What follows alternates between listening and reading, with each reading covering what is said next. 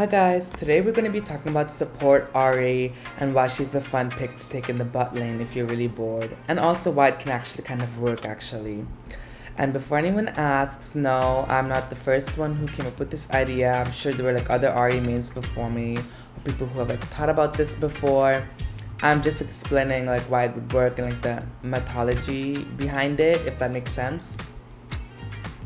So obviously you could take whatever, you could just take Electrocutor, like the standard runes for Ari, and make it work I guess in support too, and just be like an assassin type support. But Glacial's just fun because whenever you charm the enemy, whether it's the enemy support or the enemy ADC, the charm will make them miss position, you know, because they do walk towards you and your ADC, but they also get slowed because of the Glacial Rays, which means that it makes it really easy for your ADC to follow up with their own stun or CC, and you can usually get a level 2 or level 3 all in with this and kill them with Ignite. And that's why like it really works well with I guess ADCs who have like their own CC to follow up with, like, you know, Jhin and stuff like that. The Glacial Augment is just really, it makes your charm more useful in my opinion. I then take Perfect Timing. You can take boots if you want early boots and, you know, more movement speed. I just take Perfect Timing because, I mean, again, I am a low elo player, like I'm only in bronze, so like, yeah. But I just find that in a lot of times on low elo, especially in bronze, people are greedy. Like, you're gonna find a lot of people that will dive you under the turret and like really greed for kills, and having like stopwatch, which is basically like an early on Zanyas if you think about it, can be really useful for like tricking them and like, you know, stopwatching under turret while you charm them and like they just die. Because like if you ever fought against an Ari, you know not to go under turret and try to dive them, at least alone, because you're gonna get charmed and die under the turret. But I find a lot of people still will do this, and so having stopwatch can help you make some crazy escape / plays under turret, especially if you're being dove by like the enemy support and enemy ADC.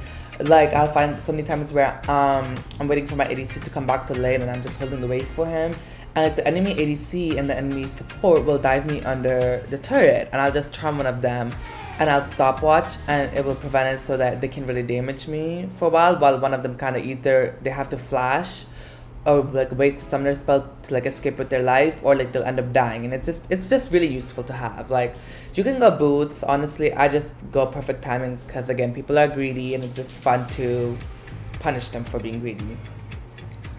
Then my third one would probably be Biscuit Delivery. This is pretty much like common sense, pretty standard, not just like on Ari but like just on like any other mana hungry champion. Like if I was going Seraphine or someone, I would take Biscuit Delivery. It just gives you more sustain, especially because when you spawn you're not going to be able to buy like corrupt potions or anything like that.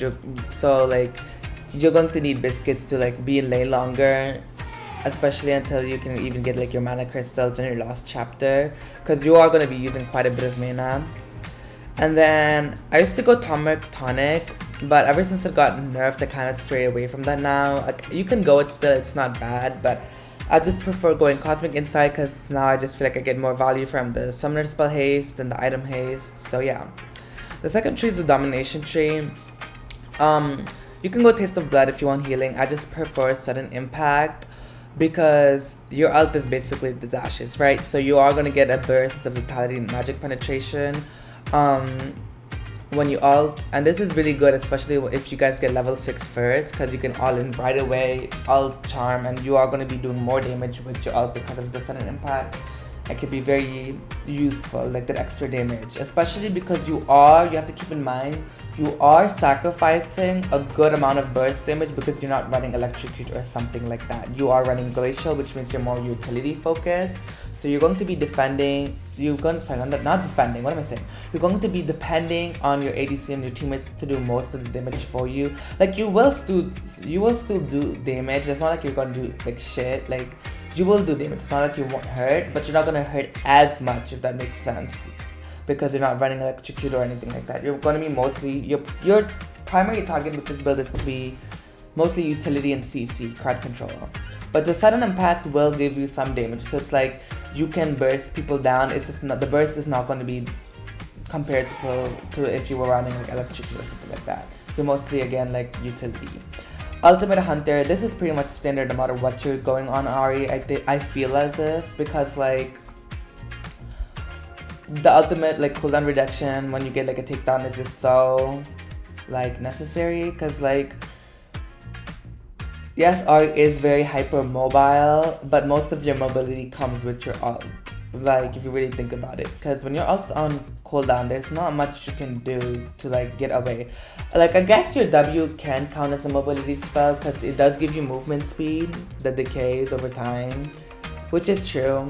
But like it's not like, you know, like a dash or a teleport or blink or something. Like it can be used to escape sometimes very clutch in like very like clutch moments, but like most of the time you're going to be wanting to have your ult, and like having your ult up like more often just makes it so you can be a bit more bold, you can like roam a bit more, you can make more riskier plays, you can ward more, because you do know you have like that extra safety of like, oh, if someone comes or like I want to back up, I have 3 whole dashes to get away, you know? And then yeah, and it's also like you can use it to make picks and like engage. Like I cannot tell you the amount of times where like we've all been there if you've used Ari, where like you see like such a burstable target and you really want to engage, but you can't close the distance because you don't have flash up and you don't really have like ult, so you can't get in range to charm, and it's really frustrating. So like having Ultimate Hunter will kind of help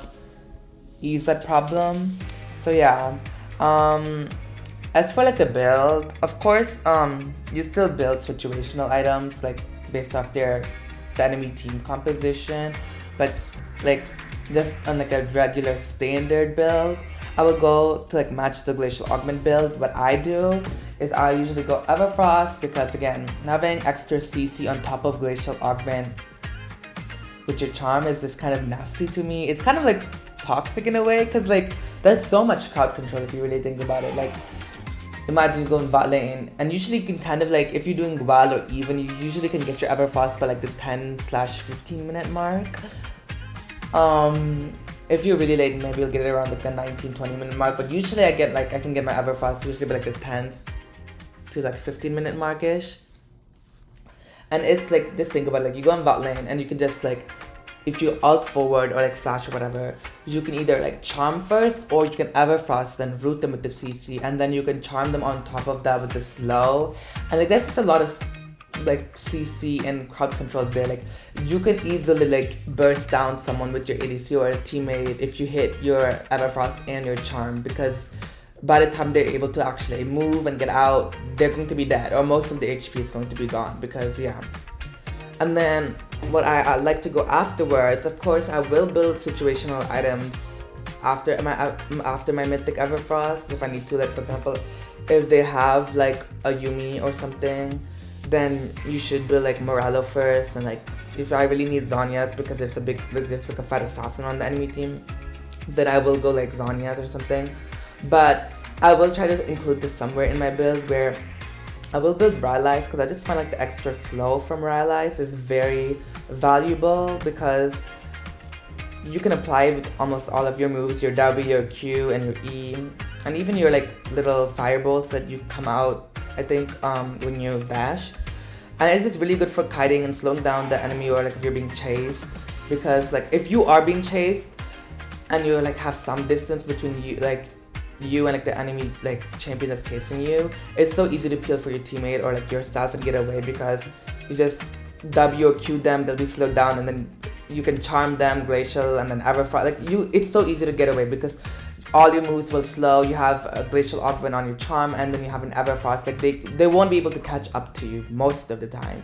And like if you're trying to like engage on someone, you can like Q or E or whatever to slow them down with Rylai's long enough that you can get your Everfrost or charm off and hit that CC chain, and then again your teammates will finish it off. So basically again, like the Everfrost really helps with complementing the Glacial Augment build, because along with Rylai's, because it just leads to a big crowd control chain so that your teammates can burst them down.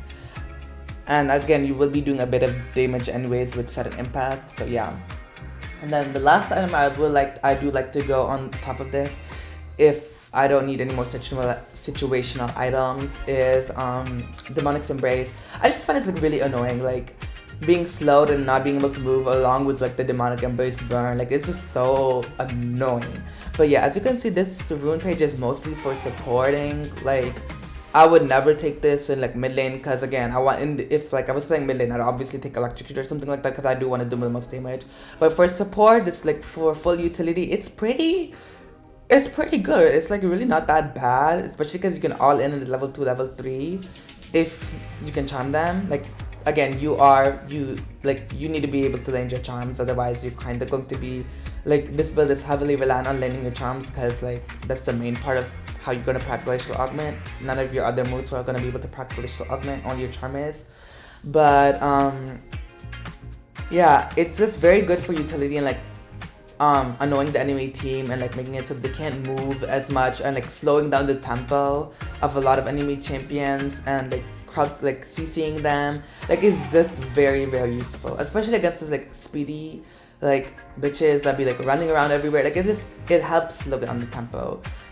Yeah, so it's a very good, personally I found it's a very good rune page to run on Ahri, especially if you're going support. Like she's honestly really, like, I don't think it would be that good of a pick in higher elo, just because you are mid-range. But then again, I'm not in higher elo, so I can't exactly speak on any experience. Like it could work if you really are a good Ahri player, but I'm in bronze, so like, but like in lower elo, it's pretty like fun to do, and it does work, especially because people are really greedy and misposition a lot, so you can really catch people a lot. So we're gonna see how this works in a few seconds. So yeah, let's pray I don't flop.